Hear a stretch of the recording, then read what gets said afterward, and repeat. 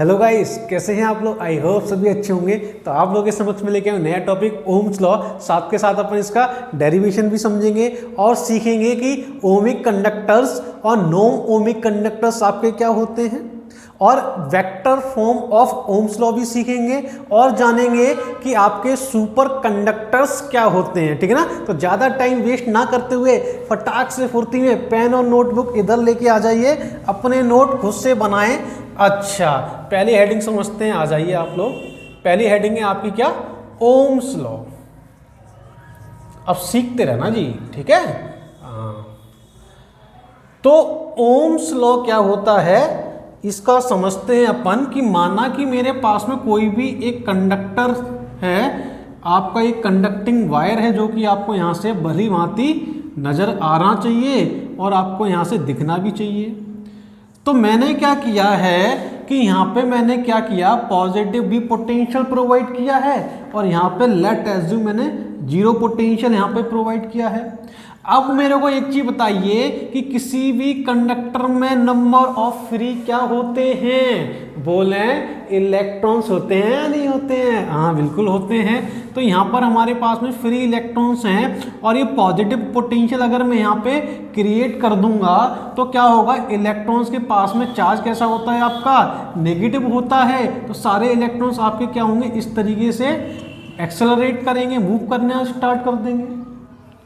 और हमारे कुछ इलेक्ट्रॉन्स यहाँ भी हैं तो यहाँ के इलेक्ट्रॉन्स भी क्या करेंगे, आपके एक्सेलरेट करना स्टार्ट कर देंगे, मतलब आपका मूव करना स्टार्ट कर देंगे। अब सीखें क्या कि अगर मैंने यहाँ पे पॉजिटिव फील्ड अप्लाई किया है तो मैंने क्या किया होगा, एक एक्सटर्नल फील्ड लगाया होगा, मतलब एक्सटर्नल इलेक्ट्रिक फील्ड लगाया होगा। तो ये जो नंबर ऑफ इलेक्ट्रॉन्स क्या होंगे, सारे इस साइड मूव होंगे, मतलब मेरे पास में इलेक्ट्रॉन्स एक्सेलरेट हो रहे हैं। इसका मतलब क्या होगा, चार्ज मूव होगा। और अगर चार्ज मूव होगा किसी भी पर यूनिट टाइम में, तो इसमें क्या हो जाएगी, मेरे इसमें आपका जो कंडक्टर है इसमें आपकी करंट पास होगी या नहीं होगी। बोले कि सर बिल्कुल करंट पास हो जाएगी।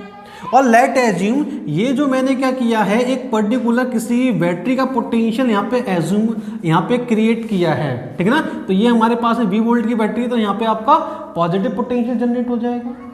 क्लियर है या नहीं। अच्छा, अब सीखें क्या कि सपोज दैट मैंने क्या किया कि जो पॉजिटिव पोटेंशियल जो है मैंने इसको इंक्रीज किया, मतलब मैंने बैटरी का पोटेंशियल इंक्रीज किया। तो अगर मैं बैटरी का पोटेंशियल इंक्रीज करूंगा तो ये क्या करेगा, नेगेटिव इलेक्ट्रॉन्स आपके यहाँ प्रेजेंट हैं, तो आपका जो एक्सटर्नल इलेक्ट्रिक फील्ड आपका और इंक्रीज हो जाएगा।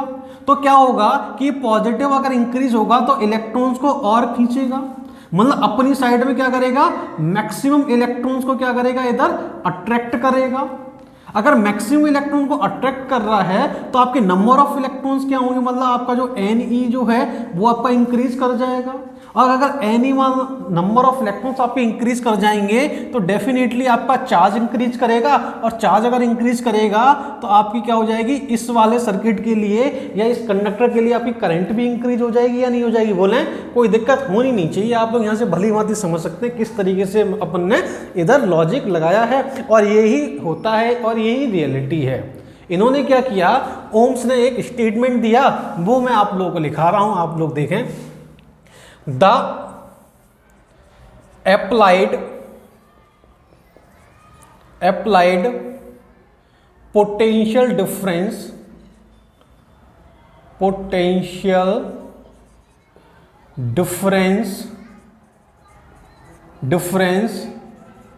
across the conductor is directly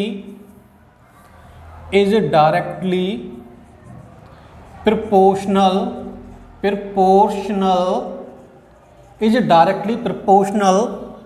to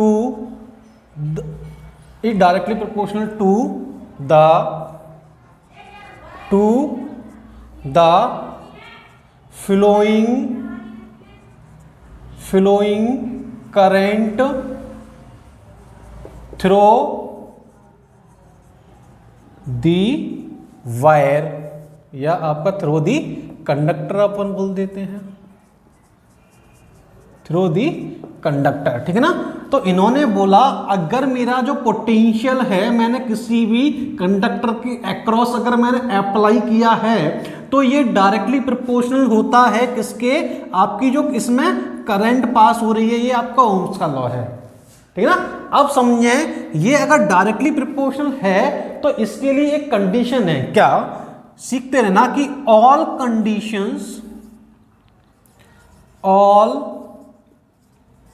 conditions are same, like क्या क्या कंडीशन सेम होनी चाहिए, तो समझें कि इसका जो टेम्परेचर है वो आपका क्या होना चाहिए, ये जो कंडीशन है बी प्रोपोर्शनल आई, तो इसके लिए आपका क्या होना चाहिए, आपका सबसे पहले आपका टेम्परेचर जो है, टेम्परेचर आपका सेम होना चाहिए, दूसरा आपका क्या है, प्रेशर आपका सेम होना चाहिए, एंड थर्ड जो है ह्यूमिडिटी आपकी क्या होनी चाहिए, सेम होनी चाहिए। क्या आप लोग मेरी बात समझ पा रहे हैं या नहीं समझ पा रहे, बोलें। अच्छा, तो हमारे पास में ये जो कंडीशन जो हैं ये क्या होना चाहिए, आपका सेम होना चाहिए, आपका टेम्परेचर इंक्रीज ना करे, ना ही आपका प्रेशर, ना ही आपकी ह्यूमिडिटी। सबसे मेन जो इनमें जो है वो आपका क्या है, टेम्परेचर है, ठीक है ना। तो आपका टेम्परेचर आपका सेम होना चाहिए। अगर ये सारी कंडीशंस अगर हमारे पास में एलिजिबल हैं तो अपन डायरेक्टली बोल सकते हैं क्या कि V डायरेक्टली प्रोपोर्शनल I बोल देंगे। जब मैं ये बोलता हूं तो प्रोपोर्शन का साइन क्या करेंगे, अपन रिमूव करते हैं तो हमेशा क्या आएगा, आपका एक कांस्टेंट आता है, तो ये हमारे पास में ये क्या हो जाएगा, ओम्स लॉ हो जाएगा। और ये जो कांस्टेंट आया है, पहली बात तो ये क्या है, आपका एक कांस्टेंट है, तो अपन इसको पहले तो कांस्टेंट लिख लेते हैं, क्लियर है ना। अब समझते रहना, अगर मैंने इसको कांस्टेंट बोला तो इसका एक नाम होता है, आप लोग जानते होंगे क्या होता है, बताएं, रेजिस्टेंस बोलते हैं या नहीं बोलते हैं, बोलें, कोई दिक्कत होनी नहीं चाहिए। अच्छा, अब जो रेजिस्टेंस जो होता है ये बेसिकली क्या होता है, तो अपन इसको भी समझ लेते हैं कि रेजिस्टेंस क्या होता है। तो समझना, ये रेजिस्टेंस क्या करता है, अपोज, ये क्या करता है, oppose to the flow of electrons, electrons का हमेशा क्या करेगा, अपोज करेगा। अब समझना क्या कि जो रेजिस्टेंस जो है वो एक्चुअल में आपका क्या है कि आपके किसी भी कंडक्टर में क्या हो रहे हैं, इलेक्ट्रॉन्स मूव कर रहे हैं। तो रेजिस्टेंस हमेशा क्या करता है, ये जो फ्लो इलेक्ट्रॉन जो हैं उनका क्या करेगा, अपोज करेगा। ये इलेक्ट्रॉन्स इधर मूव हो रहे हैं तो रेजिस्टेंस हमेशा क्या करेगा, आपका अपोजिट एक काम करता है, मतलब अपोजिट एक फोर्स लगाता है, इनको फ्लो होने से रोकता है। और ये जो फ्लो होने से रोकता है वो बेसिकली रोकता कौन है, तो समझना कि अगर मेरे पास में ये आपका मेटल या आपका ये कंडक्टर है तो इसमें हमारे पास में पॉजिटिव मेटल आयन होते हैं। पॉजिटिव मेटल्स आयन जो हैं वो क्या करेंगे, इलेक्ट्रॉन के पास में नेगेटिव चार्ज है तो वो पॉजिटिव आयन्स क्या करते हैं, इलेक्ट्रॉन्स को फ्लो होने से रोकते हैं। और जितना ज़्यादा बेसिकली क्या है आपका, जितना ज़्यादा मेरे पास में रेजिस्टेंस होगा किसी भी कंडक्टर का, उसमें पॉजिटिव आयन्स उतने ही ज़्यादा होंगे। इसका मतलब क्या होगा कि उसमें जो पॉजिटिव आयन होंगे और आपके जो फ्लो इलेक्ट्रॉन जो हैं या एक्सेलरेटेड इलेक्ट्रॉन जो हैं उनको रोका जाएगा उतना ही। इसका मतलब कॉलिजन भी उतना ज़्यादा होगा। क्या आप लोग बात समझ आ रही है या नहीं आ रही है। मतलब मेटल के पास में क्या होते हैं, आपके पॉजिटिव मेटल आयंस होते हैं जो कि क्या करते हैं, इलेक्ट्रॉन्स को रोकते हैं, क्योंकि ये पॉजिटिव हैं, इलेक्ट्रॉन के पास में नेगेटिव चार्ज है, ये क्या करेंगे, उनको अट्रैक्ट करने की कोशिश करेंगे, इलेक्ट्रॉन को आगे मूव होने ही नहीं देते, ठीक है ना। तो जिस वायर का रेजिस्टेंस ज्यादा उसमें पॉजिटिव आयंस भी ज्यादा, इसका मतलब अपोजिशन फोर्स भी ज्यादा। क्लियर है या नहीं क्लियर है। तो अपन रेजिस्टेंस के लिए एक और बात बोल सकते हैं, क्या समझना कि collision between accelerated electrons and positive metal ions, ठीक है ना। तो ये जो रेजिस्टेंस है वो आपका है क्या, ये कॉलिजन है, ठीक है ना, किन किन के बीच में, एक्सेलरेटेड इलेक्ट्रॉन्स और हमारे मेटल्स के पॉजिटिव आयन के बीच में। क्लियर हो रहा है या नहीं क्लियर हो रहा है? बोले कोई दिक्कत होनी नहीं चाहिए, ठीक है ना। अच्छा, तो हमारे पास में यहाँ से जो रेजिस्टेंस की जो वैल्यू जो आएगी वो मेरे पास में क्या आ जाएगी आपकी VYI आ जाएगी। और समझना ये बेसिकली V और I पे डिपेंड नहीं करता है, जो किसी भी वायर का रेजिस्टेंस है उसकी डायमेंशन और उसके टेम्परेचर पर डिपेंड करता है, ये अपन पहले ही बात कर चुके हैं, ठीक है ना। तो ये बेसिकली आपका क्या था, कुछ ओम्स लॉ के कुछ फंडे थे और इसकी यूनिट वगैरह, रेजिस्टेंस की यूनिट वगैरह अपन पहले से डिस्कस कर चुके हैं। आप लोग यहाँ से भली भांति समझ सकते हैं क्या है आपका ओम्स लॉ क्या है। क्लियर है या नहीं क्लियर है, बताएं। चलें तो इसको फटाक से फुर्ती में नोट करें। 1 2 3 किए दे रहा हूं। 1 2 3 नोट हो चुका है। अब आगे बढ़ते हैं और आगे समझते हैं कुछ कहानी।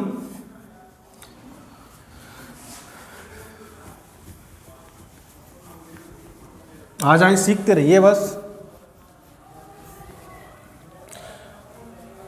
तो अब अपन समझते हैं क्या ओमिक कंडक्टर्स क्या होते हैं आपके, ओमिक कंडक्टर्स और नॉन ओमिक कंडक्टर्स क्या होते हैं। आ जाइए, ज़्यादा मुश्किल नहीं है, आज का लेक्चर इजी है, बेसिक है आपका, ठीक है ना, लेकिन सीखना तो जरूरी है। तो आ जाएं, पहले हमारे पास में है क्या ओमिक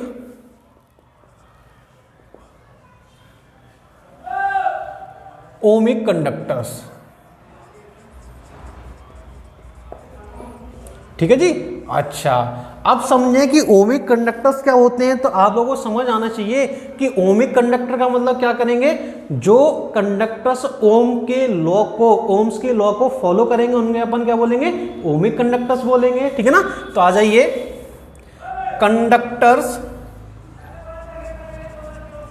कंडक्टर्स विच ओबे ओम्स लॉ, ठीक है ना, उनको अपन क्या बोलते हैं, ओमिक कंडक्टर बोलेंगे। तो समझना, सपोज दैट आपके जितने भी कंडक्टर होते हैं अप्रोक्सीमेटली 95% आपके बेसिकली क्या होते हैं, ओमिक कंडक्टर्स होते हैं, जो क्या करते हैं, ओम्स के लॉ को क्या करेंगे, ये फॉलो करते हैं। आ जाए इनका फटाक से और फुर्ती में क्या करेंगे, इनका ग्राफ भी देख लेते हैं। तो अपन ग्राफ देखेंगे, आ जाए। तो हमारे पास में ग्राफ क्या होता है, ग्राफ हम बोलेंगे क्या, V वर्सेस I ग्राफ क्या होगा, इलेक्ट्रिक पोटेंशियल और करंट के बीच में आपका ग्राफ क्या होगा। तो आप लोग देखें इधर फटाक से, तो ग्राफ हमारे पास में कुछ इस तरीके से आता है। ये हमारे पास में V आ गया और ये मेरे पास में क्या आ जाएगा आपका करंट, बोले तो आपकी करंट I आ जाएगी, ठीक है ना। तो ये अगर मैंने बोला कि ओम्स को लॉ को क्या करेंगे, अगर फॉलो करते हैं तो अपन डायरेक्टली बोल सकते हैं कि ओम्स का लॉ क्या है, V डायरेक्टली प्रोपोर्शनल अगर I है तो हमारे V और I के बीच में जो ग्राफ आएगा आपका, वो क्या आपका स्ट्रेट लाइन आएगा या नहीं आएगा, बोले कि सर बिल्कुल आएगा, ठीक है ना। अब समझना कि मेरे पास में ये वाला एंगल अगर थीटा है तो अपन कहीं से भी अगर इसका एंगल फाइंड करेंगे तो हमेशा क्या होगा, वो आपका थीटा ही होगा। तो अगर मैंने आपसे बोला क्या कि इसका जो स्लोप जो होता है, स्लोप जो होगा वो हमारे पास में हमेशा क्या होता है, टेन थीटा होता है या नहीं होता है। तो अगर मैं आपसे बोलूंगा कि स्लोप आपका टेन थीटा होता है तो स्लोप बेसिकली आपका क्या आ जाएगा, बताएं। टेन थीटा की वैल्यू क्या आएगी आपकी, VYI आपका टेन थीटा आ जाएगा या नहीं आ जाएगा, बोलें कि सर बिल्कुल आ जाएगा। अगर टेन थीटा मेरे पास में क्या है, टेन थीटा मेरे पास में क्या है, VYI, मतलब हमारे पास में स्लोप हमारे पास में VYI आ जाएगा। इसका मतलब इसका जो स्लोप जो है वो हमारे पास में क्या आ जाएगा, R आ जाएगा। बोले तो रेजिस्टेंस ऑफ द कंडक्टर, अपन इसको कैमरे को चेक कर लेते हैं एक बार, ठीक है, बराबर है, ठीक है ना। तो स्लोप जो है वो हमारे पास में क्या है, रेजिस्टेंस आ गया। क्लियर है या नहीं। अच्छा, दूसरी चीज मैं आप लोग बताना चाहूंगा क्या, कि कुछ कंडक्टर्स ऐसे होते हैं कि उनमें क्या किया कि पोटेंशियल अप्लाई किया, उसमें करंट पास होना स्टार्ट हो गई, ठीक है ना। या कुछ में ऐसा भी होता है कि अगर मैंने कम पोटेंशियल अप्लाई किया है, सीखते रहना, अब यहां से बहुत कुछ सीखने को मिलेगा, समझें। जरूरी नहीं है कि आपका जो थीटा जो है वो आपका 45 ही होना चाहिए, ऐसा कुछ जरूरी नहीं होता है। ये अलग अलग कंडक्टर्स पे डिपेंड करता है, ठीक है ना। जैसे कि मैं आपके सामने एक और ग्राफ बना रहा हूं, तो अपन क्या करेंगे, इसको थोड़ा सा डिस्कस करेंगे। V और I ग्राफ है, समझते रहना मेरे बच्चे, ठीक है ना, क्लियर होनी चाहिए सारे पॉइंट्स। अगर जो ग्राफ है वो बेसिकली हमारे पास में ये है, ठीक है ना। अच्छा, अब सीखें क्या कि इसका जो स्लोप जो होगा, स्लोप जो है वो मेरे पास में क्या है, रेजिस्टेंस है। अब आप लोग भली भांति समझ सकते हैं क्या कि इसका स्लोप और इसके स्लोप में अगर मैं कंपैरिजन करता हूं तो क्या इसका स्लोप कम होगा या नहीं होगा, कि सर बिल्कुल होगा कम, ठीक है ना। अच्छा, अगर स्लोप कम है तो इसका रेजिस्टेंस भी कम है। अगर इसका रेजिस्टेंस कम है तो समझना कि मैंने क्या किया, एक पर्टिकुलर पोटेंशियल यहाँ पे अप्लाई किया, पर्टिकुलर एक पोटेंशियल मैंने अप्लाई किया। आपका ये पोटेंशियल करीब इतना पोटेंशियल है और मैंने यहाँ पे इतना पोटेंशियल जब मैंने अप्लाई किया तो आप लोग यहाँ से भली भांति समझ सकते हैं कि दोनों में करंट की वैल्यू आप देखें, करंट का जो वेरिएशन है वो हमारे पास में ये आपका करंट का वेरिएशन है। ये मैंने कोई भी पोटेंशियल इधर अप्लाई किया, यहाँ भी मैंने V नॉट अप्लाई किया तो करंट का वेरिएशन हमारे पास में क्या है, I नॉट आपका क्या हो जाएगा, केवल इतना करंट का वेरिएशन आएगा, I नॉट इतना, ठीक ना। तो इसमें आपका करंट का वेरिएशन क्या हो जाएगा, ज्यादा हो जाएगा। तो ये बेसिकली क्या है, ये अगर मैं आपसे बोलूं कि कौन सा कंडक्टर मेरे पास में ज्यादा अच्छा है, ये ग्राफ वाला या ये ग्राफ वाला, तो आप क्या बोलेंगे कि सर पहले ही अपन ने निकाल लिया कि इसका रेजिस्टेंस स्लोप कम है, स्लोप कम है तो इसका रेजिस्टेंस कम है। अगर रेजिस्टेंस कम है तो इसमें करंट क्या होगी, आपकी इजीली पास होगी। जब करंट मेरे पास में इजीली पास हो जाएगी, इसका मतलब मैं बोल सकता हूं कि ये वाला जो कंडक्टर है ये मेरे पास में ज्यादा अच्छा है इससे, ठीक है ना। तो अपन यहां से भली भांति समझ भी सकते हैं और यहां देख भी सकते हैं, ठीक है ना। तो ग्राफ से आप रेजिस्टेंस का कंपैरिजन भी कर लेंगे, ठीक है ना।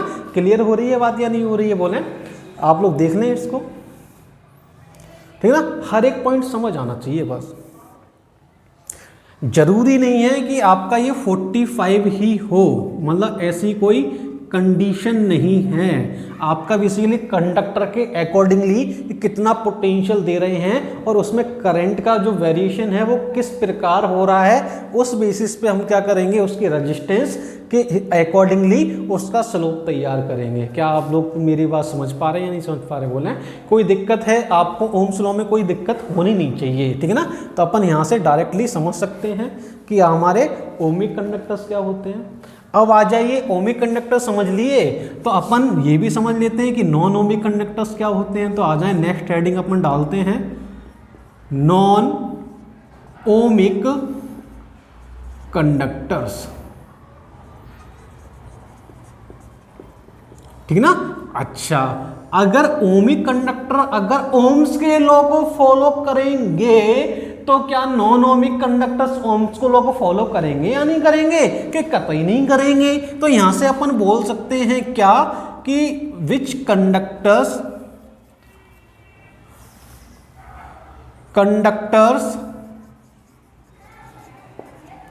विच do not obey Ohm's law. Clear है या नहीं क्लियर है। अच्छा, तो अगर मैं आपसे बोलूंगा क्या कि हमारे पास में क्या हो जाएगा कि V वर्सेस I जो ग्राफ जो होगा वो आपका क्या हो जाएगा, नॉन यूनिक आएगा, मतलब ये आपका यूनिक नहीं आएगा। तो समझते रहना, मतलब अपन इसकी ग्राफ की बात करेंगे तो आपका कैसा ग्राफ आएगा, नॉन यूनिक आएगा। तो मैं समझना नॉन ओमिक कंडक्टर के लिए ग्राफ तैयार कर रहा हूँ, आप लोग सीखें कि ग्राफ हमारे पास में क्या होगा। तो समझते रहना कि माना हमारे पास में कुछ ये V और I ग्राफ है, ये मेरे पास में पोटेंशियल है और ये मेरे पास में करंट है, आप लोग यहाँ से भली भांति देख सकते हैं। तो नॉन ओमिक कंडक्टर का मतलब ये जो ग्राफ जो आएगा वो आपका इस प्रकार आ जाएगा, कैसा भी ग्राफ आएगा लेकिन आपका स्ट्रेट लाइन ग्राफ नहीं होगा। समझते रहना, मैं पोटेंशियल को किसी भी कंडक्टर के अक्रॉस इंक्रीज कर रहा हूं, मतलब ये मेरे पास में कोई भी आपका एक कंडक्टर है, सीखते रहना। और मैंने क्या किया कि अगर मैंने बैटरी अप्लाई की इधर तो पोटेंशियल में क्या कर रहा हूँ, इंक्रीज कर रहा हूँ। तो इसमें जो करंट जो पास हो रही है वो बेसिकली क्या हो रही है, बहुत स्लो करंट पास हो रही है और एक पॉइंट पर जाके आपकी करंट क्या हो जाएगी, आपकी पास ही नहीं होगी, मतलब आपका करंट इंक्रीज ही नहीं होगा। तो अगर मेरे पास में क्या हो जाएगा, ये स्ट्रेट लाइन ग्राफ नहीं आएगा, मतलब ये करंट पोटेंशियल को तो मैंने बढ़ाया लेकिन करंट मेरे पास थोड़ी सी करंट बढ़ी बस, ठीक है ना। तो थोड़ी सी करंट आपकी इंक्रीज हुई, उसके बाद पोटेंशियल आप कितना भी इंक्रीज करते जाइए, करंट आपके सर्किट में आपके कंडक्टर में आपकी करंट इंक्रीज ही नहीं हो रही है, ठीक है ना। तो इनको क्या बोलते हैं अपन, नॉन ओमिक कंडक्टर्स बोलते हैं। आ जाइए एक और बात समझते हैं, क्या कि कुछ कंडक्टर्स ऐसे भी होते हैं, नॉन ओमिक के लिए बात कर रहा हूं मैं, ठीक है ना, समझते रहना कि कुछ कंडक्टर्स ऐसे भी होते हैं कि मैंने क्या किया, वी आई ग्राफ इनका देखा तो इन्होंने क्या किया, पहले तो क्या किया, ओम्स लॉ को फॉलो किया। जब ओम्स लॉ को कुछ टाइम तक फॉलो किया, फिर मैंने पोटेंशियल अप्लाई किया, तो मैं देखता हूं क्या कि उसमें करंट आपकी इंक्रीज ही नहीं हुई। तो ये हमारे पास में ये वाला जो ग्राफ जो बना है, ये वाला जो ग्राफ जो बना है, यहां से ये तो हमारे पास में ओमिक कंडीशन आ गई, और ये मेरे पास में क्या आ जाएगा आपका, नॉन ओमिक कंडीशन। ये हमारे पास में नॉन ओमिक कंडीशन आ जाएंगी। अच्छा, अब ये जो नॉन ओमिक कंडीशन जो क्रिएट हुई है वो किस तरीके से क्रिएट हुई है, मैं आप लोगों को इधर समझाता हूं, आ जाएं, समझते रहना। कि माना कि मैंने क्या किया है, मेरे पास क्या है, ओम्स लॉ क्या है, B = RI मेरे पास में ओम्स लॉ है। तो अपन यहाँ से भली भांति समझ सकते हैं कि मेरे पास में जो R जो आएगा वो आपका V/I आ जाएगा। और समझते रहना क्या, मेरे पास में अगर मैं इसका स्लोप की अगर मैं बात करूँगा तो इसका जो स्लोप जो होगा वो हमारे पास में क्या आ जाएगा, स्लोप आपका R के इक्वल आपका स्लोप आ जाएगा। अब समझें, अगर मैं पोटेंशियल को इंक्रीज करता हूँ तो करंट इंक्रीज होती है, ठीक है ना। अच्छा, अब सीखे क्या, अगर करंट हमारे पास में क्या होगी, इंक्रीज हो रही है, मतलब ओमिक कंडीशन को इसने क्या किया, फॉलो किया है। तो सीखना क्या, अब समझते रहना कि करंट इंक्रीज, अगर किसी भी वायर में अगर करंट क्या होगी, फ्लो होगी, मतलब आपका करंट आपकी फ्लो हो रही है, तो उस वाले वायर का क्या होगा, टेम्परेचर इंक्रीज हो जाता है या नहीं हो जाता है। इसकी चर्चा मैं पहले ही कर चुका हूं, अब ये मत कहना कि मुझे नहीं पता। टेम्परेचर किसी भी कंडक्टर का अगर मैं करंट इंक्रीज करता हूं तो उस कंडक्टर में जो टेम्परेचर है वो भी इंक्रीज होता है। इसका मतलब मैं डायरेक्टली बोल सकता हूं कि टेम्परेचर क्या होगा, इस वाले कंडक्टिंग वायर का इंक्रीज हो जाएगा। अगर टेम्परेचर इंक्रीज हुआ तो अपन डायरेक्टली बोल सकते हैं क्या कि temperature is directly proportional to the resistance of the conductor and resistivity also proportional to the conductor, ठीक है ना। तो अपन डायरेक्ट बोल सकते हैं कि इसका क्या हो जाएगा, आपका रेजिस्टेंस इंक्रीज हो जाएगा। अब जब रेजिस्टेंस इंक्रीज हो गया तो मेरे पास में जो रेजिस्टेंस है वो ही हमारे पास में क्या है, आपका स्लोप है या नहीं है। तो रेजिस्टेंस इंक्रीज हुआ, इसका मतलब क्या हो गया, मेरे पास में जो मेरा जो ग्राफ जो है, आप लोग मेरे बच्चे भली भांति यहाँ से देख सकते हैं कि रेजिस्टेंस इंक्रीज होने के साथ मेरा स्लोप इंक्रीज हो गया। इसका मतलब क्या हो जाएगा, टेम्परेचर इंक्रीज होगा तो कुछ टाइम तक तो ये जो कंडीशन जो है हमारे पास में वो B डायरेक्टली प्रोपोर्शनल आपका क्या हो जाएगा, I हो जाएगा, मतलब ओमिक लॉ को फॉलो करेगा। फिर क्या करेंगे, ये आपके ओम्स लॉ को फॉलो नहीं कर रहे हैं क्योंकि इसका आपका रेजिस्टेंस इंक्रीज हो जाएगा, मतलब इसका स्लोप इंक्रीज हो जाएगा। मतलब पोटेंशियल आप इंक्रीज करिए, इसमें करंट आपकी इंक्रीज होना कम हो जाएगी। क्यों, क्योंकि इसका रेजिस्टेंस इंक्रीज हो जाएगा, और रेजिस्टेंस हमेशा क्या करता है, करंट का अपोज करता है। तो आपके सामने ये क्या है, नॉन ओमिक की कंडीशन है। और नॉन ओमिक हमारे बहुत सारे टाइप्स के आपके नॉन ओमिक कंडक्टर्स होते हैं, ठीक है ना। तो कुछ हमारे पास में ऐसे भी होते हैं जो ओम्स लॉ को फॉलो नहीं भी करते हैं, लेकिन ये अप्रॉक्सीमेटली हमारे पास में 5 to 10% के समथिंग होते हैं। कुछ एलॉयज वगैरह भी, मतलब एलॉयज तो हालांकि टेम्परेचर पे आपका मैक्सिमम एलॉयज डिपेंड नहीं करते हैं, ठीक है ना। तो ये आपके क्या हो जाएंगे, ओमिक और नॉन ओमिक कंडक्टर्स हैं। आप लोग फटाक से फुर्ती में इसको नोट करें, मैं 1 2 3 कह दे रहा हूँ, 1 2 3 नोट हो चुका है। अब आप लोग आ जाएं और आगे इसका प्रूफ समझते हैं कि प्रूफ क्या है। सीखते रहना बस आप लोग।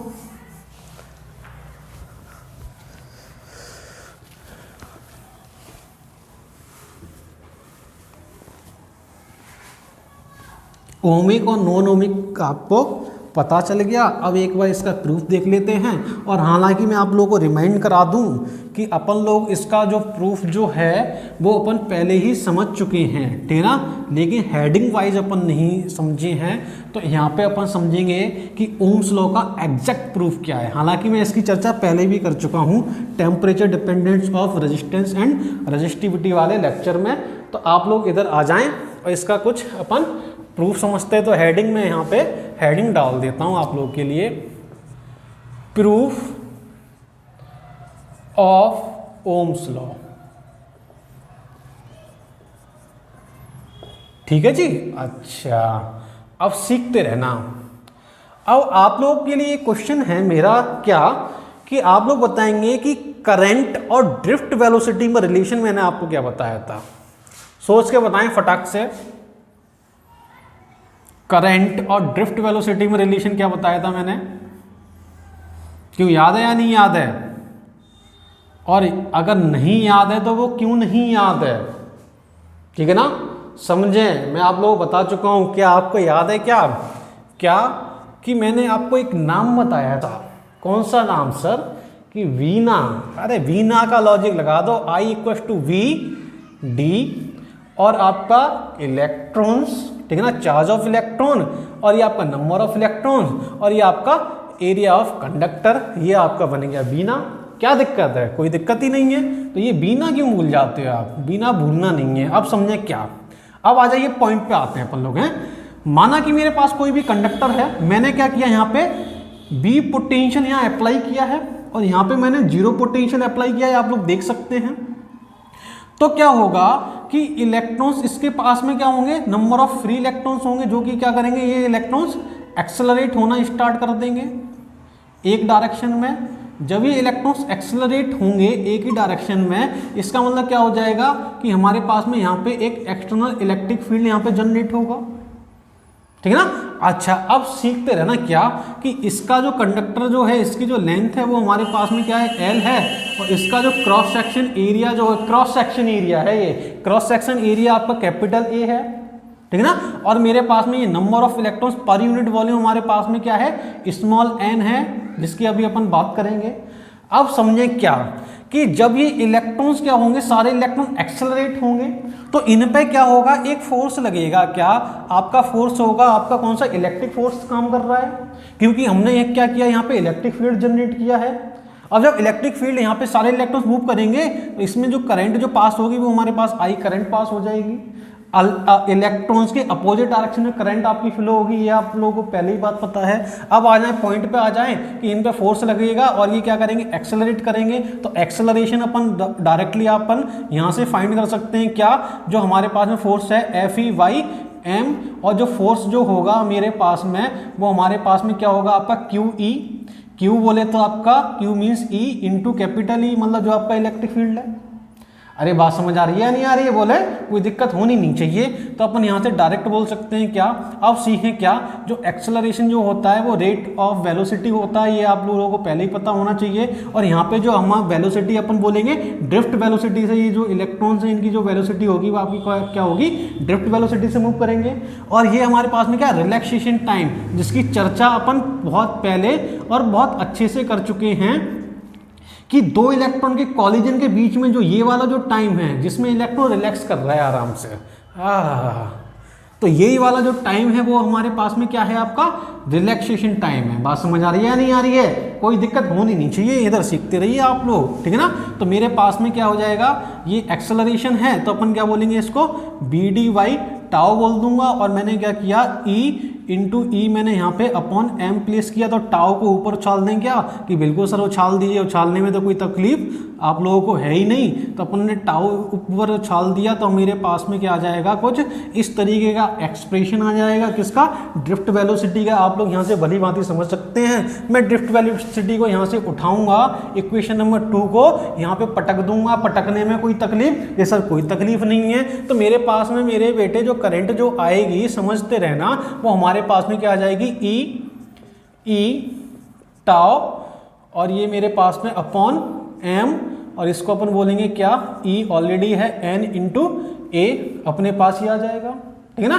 अब सीखेंगे क्या कि अपन लोग एक फॉर्मूला और जानते हैं, सर कौन सा, कि मेरे बेटे E equal to B by L अपन पहले पढ़ चुके हैं या नहीं, कि सर बिल्कुल। तो ई की वैल्यू मैं यहाँ पे रख रहा हूँ, और समझना मैं थोड़ा इसका रीअरेंज कर रहा हूँ। ई सबसे पहले मैंने लिखा एन, फिर ई का आपका ई स्क्वायर हो जाएगा, फिर मैंने बोला टाओ, फिर आपका नीचे क्या आएगा, समझते रहना, ये हमारे पास में क्या आ जाएगा, टाओ ए, और नीचे अगर मैंने क्या किया, ई की वैल्यू अगर मैं वी रखा तो वी, और ये मेरे पास नीचे आपका हो जाएगा क्या, एम एल, मेरे पास ये आ जाएगा, ठीक है ना। अच्छा, इसको अपन इस तरीके से वी अपन बोल सकते हैं। तो मेरे पास में जो करंट जो आई है वो आप हमारे पास में ये आ गई।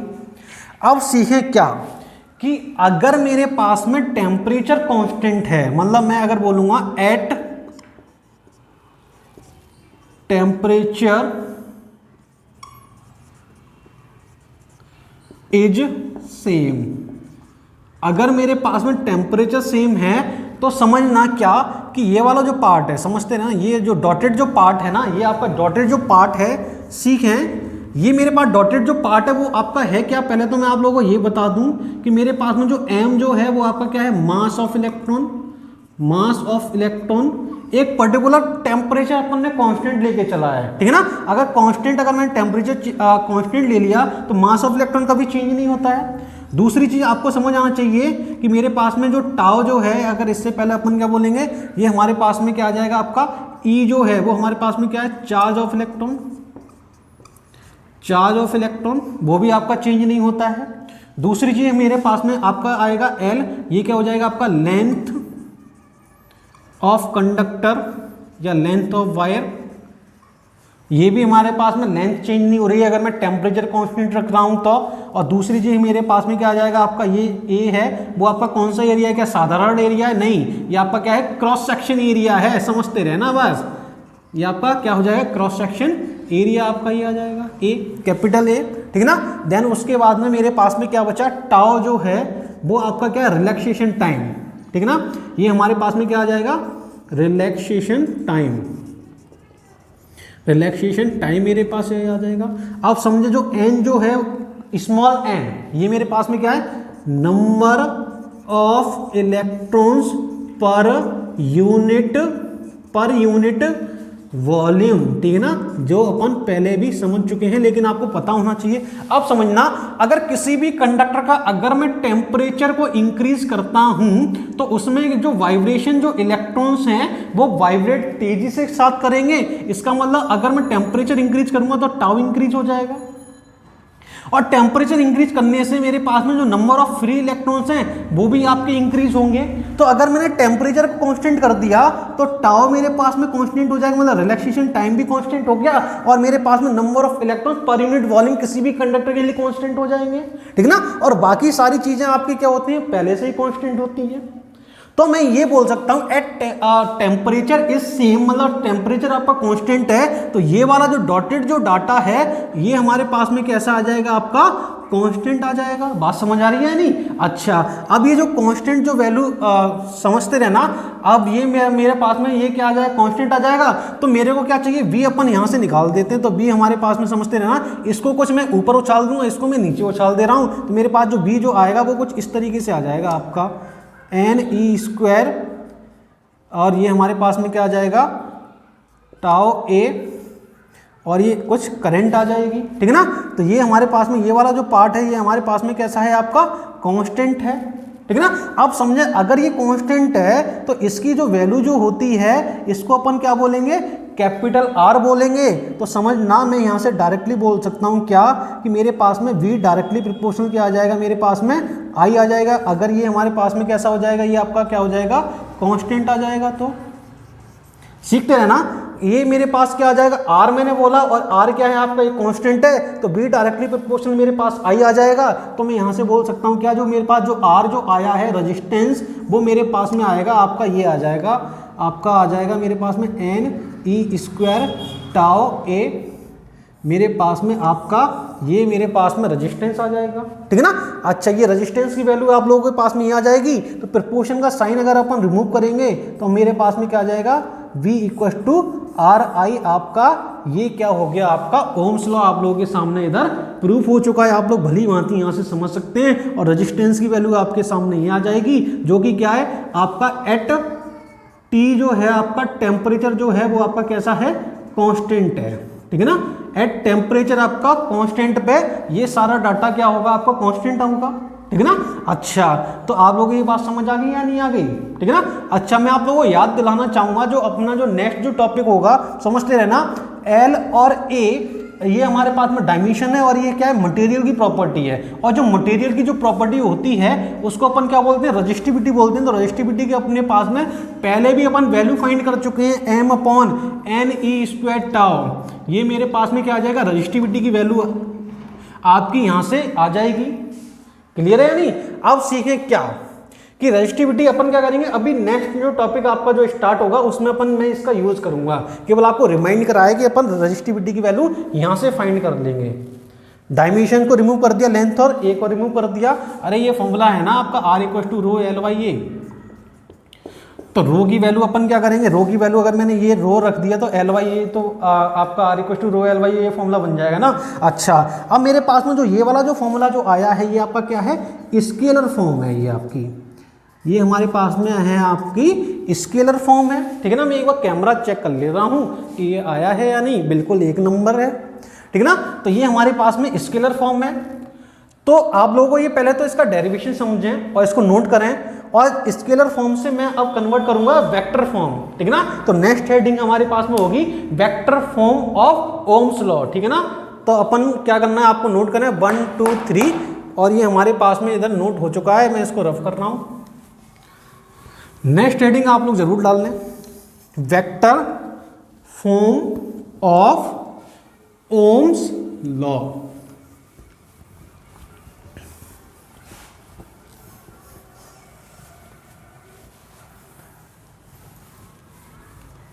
आ जाएं, नेक्स्ट हेडिंग भी समझ लेते हैं अपन लोग।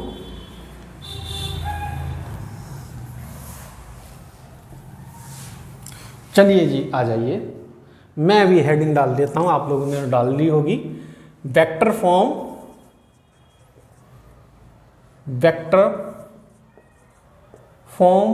ऑफ ओम्स लॉ, और एक और इसको बोल सकते हैं क्या, रिलेशन बिटवीन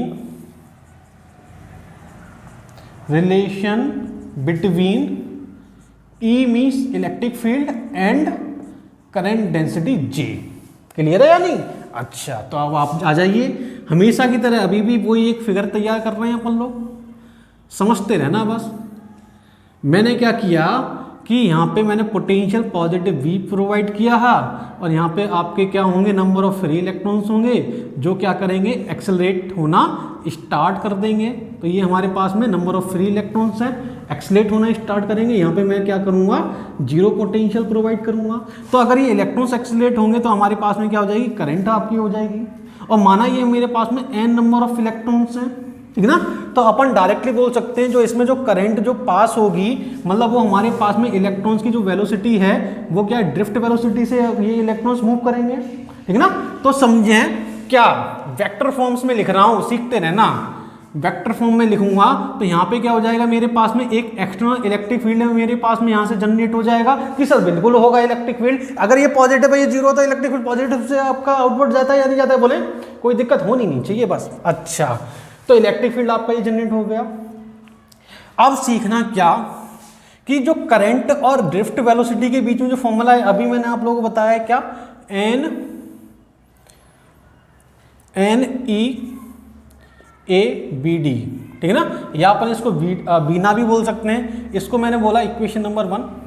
क्लियर ना। अब एरिया को मैं नीचे लेके आ रहा हूं, समझते रहना। आई वाई ए अगर मैं नीचे लेके आया तो एन ई बी डी मेरे पास में ये बचेगा, ठीक है ना।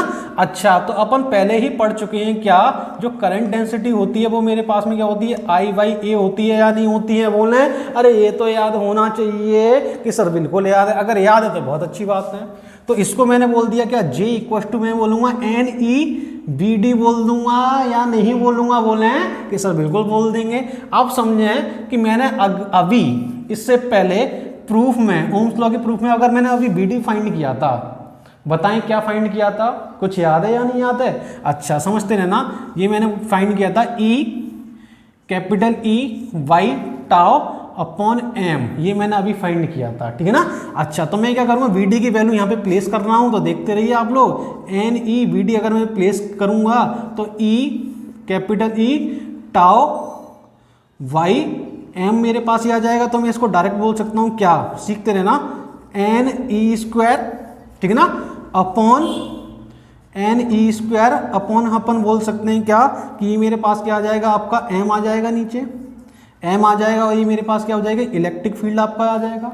अभी मैंने आप लोगों को बताया था क्या, जो रेजिस्टिविटी का साइड में जो फॉर्मूला लिखा था, मैंने आपको बोला था अभी ये यूज होगा। अब देखें यहाँ यूज हो रहा है। ये मेरे पास जो रेजिस्टिविटी का फॉर्मूला जो आया था वो आपका क्या आया था, N M by N E square by tau आया था। तो ये मेरे पास में अपोजिट है, तो मैं यहाँ से डायरेक्ट बोल सकता हूँ ये हमारे पास में क्या है, 1 अपॉन रो इंटू ई, और ये मेरे पास जे आ जाएगा। तो मैं डायरेक्ट बोल सकता हूँ क्या, जो मेरे पास जो इलेक्ट्रिक फील्ड जो होगा वो मेरे पास में क्या हो जाएगा, सीखते रहना, ई इक्वल टू रो को इधर उछाल दें क्या कि सर उछाल दीजिए, तो हमारे पास में रो जे मेरे पास इलेक्ट्रिक फील्ड आपका ये आ जाएगा। अब इलेक्ट्रिक फील्ड भी वेक्टर होता है और करंट डेंसिटी की अपन पहले ही बात कर चुके हैं, ये भी वेक्टर है। तो ये हमारे पास में क्या है, वेक्टर फॉर्म है। ये मेरे पास में आ गया वेक्टर फॉर्म। स्केलर फॉर्म क्या होती है हमारे पास में, ये v इक्वल टू आपका क्या आ जाएगा आर आई। ये हमारे पास में क्या है, स्केलर फॉर्म है। किसकी, ओम्स लॉ की स्केलर फॉर्म है ये, ओम्स लॉ की, ठीक है ना। अच्छा समझते रहे ना बस। अब समझें कि यहाँ से क्या रिप्लेस हुआ है, इलेक्ट्रिक पोटेंशियल ने आपकी जगह ले ली है किसकी, इलेक्ट्रिक फील्ड की, और रेजिस्टेंस की जगह रेजिस्टिविटी ने ली है, और करंट की जगह किसने ले ली है, आपकी करंट डेंसिटी ने ले ली है, ठीक है ना। करंट पर यूनिट एरिया आपकी करंट डेंसिटी है, तो ये हमारे पास में क्या आ जाएगी, वेक्टर फॉर्म आ जाएगी। अब सीखें थोड़ा सा, मैं आपको एक और फॉर्मूला इसका होता है वो भी अपन डिस्कस कर लेते हैं, समझते रहना कि जो रो जो होता है रजिस्टिविटी, ये हमारे पास क्या होता है 1/सिग्मा, मतलब कंडक्टिविटी, ठीक है ना। तो अगर मैं रो की वैल्यू अगर मैं यहाँ पे प्लेस करता हूँ 1/सिग्मा, तो ये मेरे पास क्या हो जाएगा 1/सिग्मा इंटू अपन क्या बोल देंगे, जे बोल देंगे। तो जे की जो मेरे पास जो वैल्यू जो आएगी वो हमारे पास में क्या हो जाएगी, सिग्मा इंटू ई। तो ये वाला फॉर्मूला भी आपका क्या होता है, यूज होता है, ये भी आपको पता होना चाहिए और ये भी आपको पता होना चाहिए, लेकिन ये वाला फॉर्मूला क्या होता है, ज़्यादा यूज होता है, ठीक है ना। अब सीखें क्या कि मैं आपको थोड़ी सी फील दिलाना चाहूंगा कि मेरे पास में ये वाला जो एक्सप्रेशन आया है कौन सा आपका E इक्वल टू आपका रो जे जो एक्सप्रेशन आया है, इसकी मैं थोड़ी सी आपको प्रैक्टिकली फील दिलाना चाह रहा हूं, ठीक है ना। आप लोग मेरे साथ में आ जाइए और केवल जुड़े रहिए केवल यहाँ पे। अब सीखना सबका फोकस और सबका ध्यान यहाँ होना चाहिए। सीखें कि मैंने क्या किया कि अगर मैं यहाँ पे पॉजिटिव पोटेंशियल को इंक्रीज करूंगा तो मेरा इलेक्ट्रिक फील्ड इंक्रीज होगा या नहीं होगा, कि सर बिल्कुल इलेक्ट्रिक फील्ड इंक्रीज होगा। अगर पॉजिटिव पोटेंशियल इंक्रीज होगा तो मेरे पास में जो इलेक्ट्रॉन जो क्या हो रहे हैं, यहाँ से एक्सेलरेट हो रहे हैं, तो आपका नेगेटिव इलेक्ट्रॉन्स को क्या करेगा, ये पॉजिटिव पोटेंशियल अट्रैक्ट करेगा। इसका मतलब यहाँ पे जो एक्यूमुलेशन होगा इलेक्ट्रॉन्स का वो आपका क्या हो जाएगा, आपका इंक्रीज हो जाएगा। जब इलेक्ट्रॉन्स आपके इंक्रीज होंगे, मतलब आपके नंबर ऑफ इलेक्ट्रॉन्स आपके इंक्रीज हो जाएंगे, तो मेरे पास में करंट इंक्रीज हो जाएगी। अब जब करंट इंक्रीज हो जाएगी तो हमारे पास में क्या हो जाएगा, करंट डेंसिटी इंक्रीज हो जाएगी। जब मेरे पास करंट डेंसिटी इंक्रीज हो गई तो मैं डायरेक्टली बोल सकता हूं क्या कि मेरे पास अगर पॉजिटिव पोटेंशियल इंक्रीज किया तो इलेक्ट्रिक फील्ड इंक्रीज होगा और अल्टीमेटली हमारे पास में क्या हो गया, करंट डेंसिटी इंक्रीज हुई। तो यहां से अपन बोल सकते हैं क्या कि electric field is directly proportional to the current density of the conductor. क्या अपन यहां से डायरेक्टली बोल सकते हैं या नहीं। अच्छा, और वैसे भी आपको पता होना चाहिए कि रो आपका क्या है, ये बेसिकली आपका वैसे भी एक कांस्टेंट वैल्यू है। तो यहां से डायरेक्ट समझ सकते हैं इलेक्ट्रिक फील्ड डायरेक्टली प्रोपोर्शनल आपकी करंट डेंसिटी हो जाएगी। समझ आ रही है या नहीं बात, किस तरीके से आपका हो रहा है, ये आपके सामने सब कुछ डाटा है, ठीक है ना। अब आ जाइए, इसका एक लास्ट और छोटा सा टॉपिक बचा हुआ है सुपर कंडक्टिविटी, उसको भी कंप्लीट कर लेते हैं। ये वेक्टर फॉर्म में नोट करें, 1 2 3 आपका नोट हो चुका है। अब आगे आ जाएं, एक छोटा सा टॉपिक है बस, ठीक है ना, ज्यादा मुश्किल नहीं है। सुपर कंडक्टिविटी, आप लोग हेडिंग डाल लें, सुपर कंडक्टर्स कैसे बनाए जाते हैं ये आप लोगों को मैं आपको सिखाऊंगा अभी। आ जाएं, ज्यादा इंपॉर्टेंट नहीं है लेकिन आपको बस पता होना चाहिए, बस एज अ नॉलेज के लिए।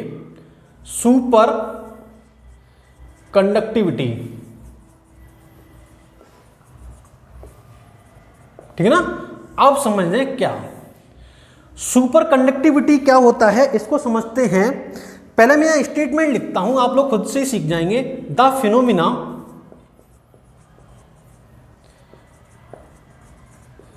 फिनोमिना फॉर जीरो रजिस्टिविटी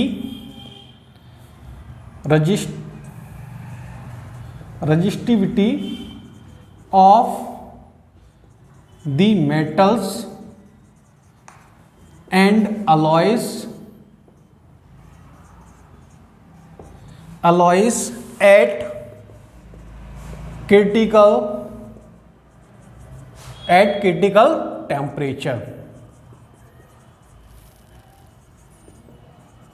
ठीक है ना।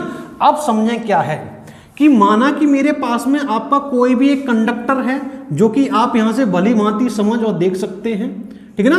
अब क्या है, पर्टिकुलर क्या है कि हर एक, समझना, हर एक कोई ना कोई कंडक्टर है। तो ये बेसिकली आपका एक फिनोमिना है कि मैंने क्या किया, इसका एक टेम्परेचर मैंने क्या किया, एक क्रिटिकल टेम्परेचर मैंने इसको क्रिएट कर दिया। जब मैं क्रिटिकल टेम्परेचर इसका क्रिएट कर दूंगा तो यहाँ पे जो रेजिस्टिविटी या इसकी जो रेजिस्टिविटी होगी वो अप्रोक्सीमेटली आपकी क्या, 0 के इक्वल हो जाएगी। जब ये 0 के इक्वल हो जाएगा तो इसमें बेसिकली क्या है कि इसमें जो करंट जो पास होगी वो आपकी बहुत ही ज्यादा स्मूथली करंट पास हो जाएगी, या मैं इसका बोल सकता हूं क्या कि इसका जो रेजिस्टेंस है वो अप्रोक्सीमेटली आपका 0 के इक्वल हो जाएगा। मतलब आपके जो इलेक्ट्रॉन जो होंगे वो क्या होंगे, काफी इजीली क्या होंगे, आपके एक्सेलरेट हो जाएंगे यहां पर, ठीक है ना। तो किसी भी कंडक्टर का, या बेसिकली अपन सुपर कंडक्टिविटी को अपन बोल सकते हैं, एक फिनोमिना है, एक पर्टिकुलर क्रिटिकल टेम्परेचर लेते हैं अपन, और क्रिटिकल टेम्परेचर पर रेजिस्टिविटी अप्रोक्सीमेटली आपकी क्या हो जाती है, 0 हो जाती है, जिसमें करंट क्या होगी, आपकी इजीली पास होगी। तो इन ये बेसिकली इसको ऐसे कंडक्टर को अपन बोलते हैं क्या, सुपर कंडक्टर्स, सुपर कंडक्टर्स बोलते हैं, ठीक है ना। अब मैं आपको थोड़ा सा फील दिलाने के लिए मैं आप लोगों को बताना चाहूंगा कि होता क्या है। सपोज दैट मैंने क्या किया, इसका एक टेम्परेचर मैंने क्या किया, यहाँ पे सेट कर दिया कि हर एक कंडक्टर एक पर्टिकुलर क्रिटिकल टेम्परेचर वो सुपर कंडक्टर बन सकता है।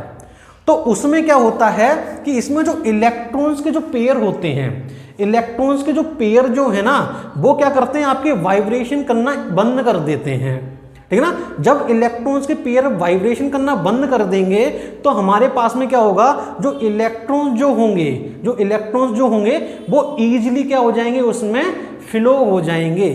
इलेक्ट्रॉन से कपल, जो इलेक्ट्रॉन्स के जो कपल जो हैं, कपल्स ऑफ पेयर जो हैं वो आपके वाइब्रेट, मतलब आयनिक वाइब्रेशन से आपका क्या हो जाएगा, वो उनके वाइब्रेशन या वो डिफ्लेक्ट होना बंद हो जाएंगे। जब वो डिफ्लेक्ट होना बंद हो जाएंगे, कौन, आपका बेसिकली क्या है, आपके जो इलेक्ट्रॉन्स के जो आयनिक पेयर जो हैं, मतलब ये जो आपके इलेक्ट्रॉन्स जो हैं इनके जो आयनिक पेयर हैं, या इसका बेसिकली फिर बोल सकते हैं क्या, कपल पेयर, कपल पेयर्स, ठीक है ना। तो ये बेसिकली क्या होंगे, आपके डिफ्लेक्ट नहीं होते हैं, मतलब ये आपके डिफ्लेक्ट नहीं होते हैं, किसके थ्रू, आपका जो आयनिक वाइब्रेशन हो रहा है उसके थ्रू अगर ये डिफ्लेक्ट नहीं होंगे तो आपकी जो करंट जो है ना, काफी स्मूथली आपकी करंट आपकी इजीली क्या हो जाएगी, इस वाले कंडक्टर में पास हो जाएगी। इस वजह से इनको क्या बोलते हैं, सुपर कंडक्टर बोलते हैं, ठीक है ना। तो यहां से अपन एक चीज और बोल सकते हैं, क्या, समझते रहना, एट क्रिटिकल टेम्परेचर बोल सकते हैं, या अपन बोल सकते हैं क्या, transition temperature, at transition temperature, at transition temperature the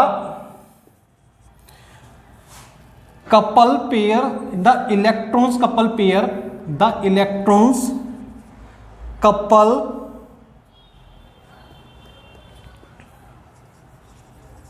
couple pairs are not deflected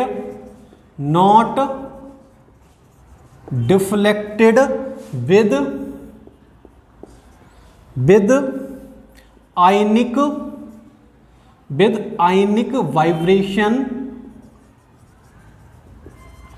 ionic vibration of conductor such that with ionic vibration, या अपन बोल सकते हैं does not deflect with ionic vibration such that all electrons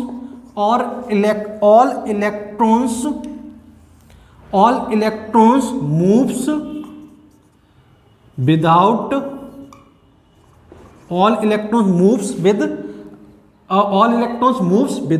any collision। Clear है या नहीं, आप लोगों को ये पता होना चाहिए कि जब इलेक्ट्रॉन्स के पेयर जो हैं वो आपका बेसिकली क्या हो रहा है, आयनिक वाइब्रेशन से आपके डिफ्लेक्ट ही नहीं हो रहे हैं, वो वहीं के वहीं रुके हुए इलेक्ट्रॉन्स के पेयर्स। तो इलेक्ट्रॉन्स क्या होगा, आपका इजीली आपका फ्लो करेगा और विदाउट एनी कॉलिजन आपका फ्लो करेगा। तो इन्हीं कंडक्टर को क्या बोलेंगे अपन, सुपर कंडक्टर बोलेंगे। या एक और खासियत होती है, ये अपन समझेंगे मैग्नेटिज्म में समझेंगे। Super conductor behaves like diamagnetic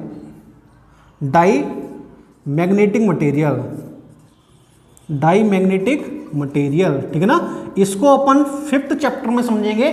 आपका जो मैग्नेटिज्म वाला चैप्टर आएगा, समझना कि माना कि मेरे पास में मैग्नेटिक फील्ड आपका इस तरीके से आपका ये मूव हो रहा है, मैंने क्या किया, एक सुपर कंडक्टर मैंने यहाँ प्लेस कर दिया, ठीक है ना। तो मैग्नेटिक फील्ड आपका इस तरीके से मूव होगा और ये हमारे पास में इस तरीके से आपका मैग्नेटिक फील्ड आपका मूव होगा। मतलब जो मैग्नेटिक फील्ड किसी भी सुपर कंडक्टर में होगा वो आपका क्या होगा, 0 होगा। और ये हमारे पास में एक और इसकी सुपर कंडक्टर की क्या होती है, आपकी एक अच्छी क्वालिटी या इसकी अच्छी पहचान होती है कि इसके अंदर मैग्नेटिक फील्ड क्या है, आपका 0 है या अप्रोक्सीमेटली 0 है। तो ये किसकी तरह बिहेव करेंगे, आपके डाईमैग्नेटिक मटेरियल। और डाईमैग्नेटिक मटेरियल को क्या करेंगे अपन चैप्टर नंबर 5 में भली भांति बहुत अच्छे से बहुत डिटेल्स में समझेंगे, ठीक है ना। तो सुपर कंडक्टर के लिए कुछ इतनी ही कहानी थी। ये आपका क्या होना चाहिए, ट्रांजिशन टेम्परेचर या क्रिटिकल टेम्परेचर अगर होगा तो ये इलेक्ट्रॉन्स क्या होंगे, इजीली स्मूथली क्या होंगे, इसमें फ्लो होंगे। इसी वजह से इनको क्या बोलेंगे, सुपर कंडक्टर्स बोलेंगे। और ये जो फिनोमिना है इसको पर क्या बोलेंगे, सुपर कंडक्टिविटी बोल सकते हैं, ठीक है ना। जो कि आप यहां से समझ सकते हैं। 1 2 3 किए दे रहा हूं, आप लोग नोट कर लें। 1 2 3 नोट हो चुका है। तो आज का लेक्चर यहीं पे कंप्लीट करते हैं। तो आप लोगों के लिए ऐसे ही हंसते रहिए और ऐसे ही पढ़ते रहिए। All the very best.